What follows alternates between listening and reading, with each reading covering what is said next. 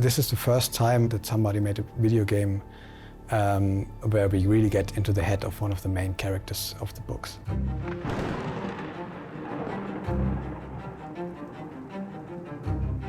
Daedalic, since it was founded 15 years ago, has always specialized on storytelling games. And so we had a lot of experience with characters that were a little bit, and stories that were a little bit out of the box. And what we wanted to do with Gollum as well is to add a story in the Tolkien universe and make this a narrative-driven game. Look at me! They brought you to him, didn't they? The Dark Lord. What did you tell him? What did you tell Sauron?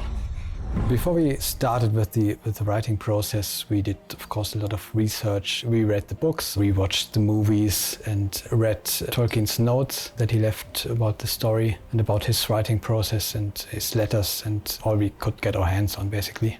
When we started, I fancied myself a Tolkien expert, but I quickly learned that there was just so much that I didn't know. We're working together with another Tolkien expert as well, who's been studying this for his whole life, basically. And I was surprised how much there's still to learn about the story.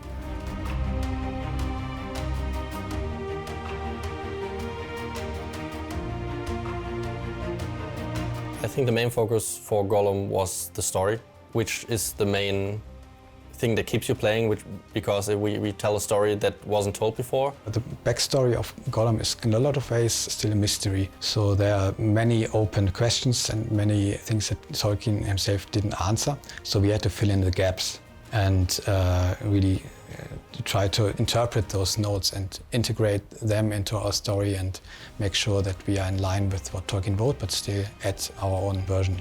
So it was quite fun to find out what happens. So it's how Tolkien himself kind of saw himself. He saw himself as a historian who finds out what happened in the past in that world that he created. So that's kind of what we did as well.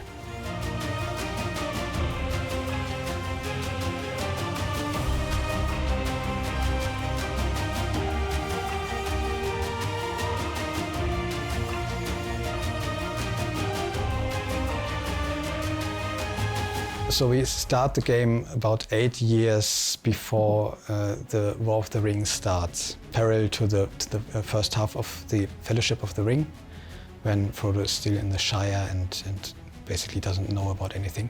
My favorite part of in the development process when it comes to art is showing places that we've never seen before. It's like, for example, the inside of Sauron's tower, like the inside of Barad-dûr.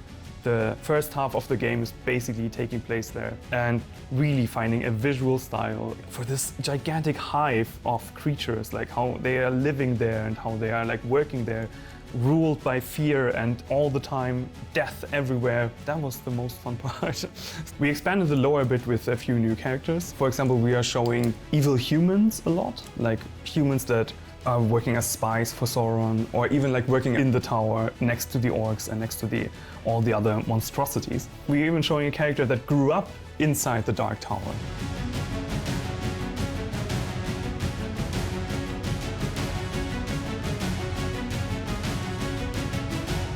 I'm sure for whoever is looking to hear more about characters that look very interesting on the surface, but didn't get that much space into the official lore already created, will find some new content to fill in those gaps to justify the character's existence into the story.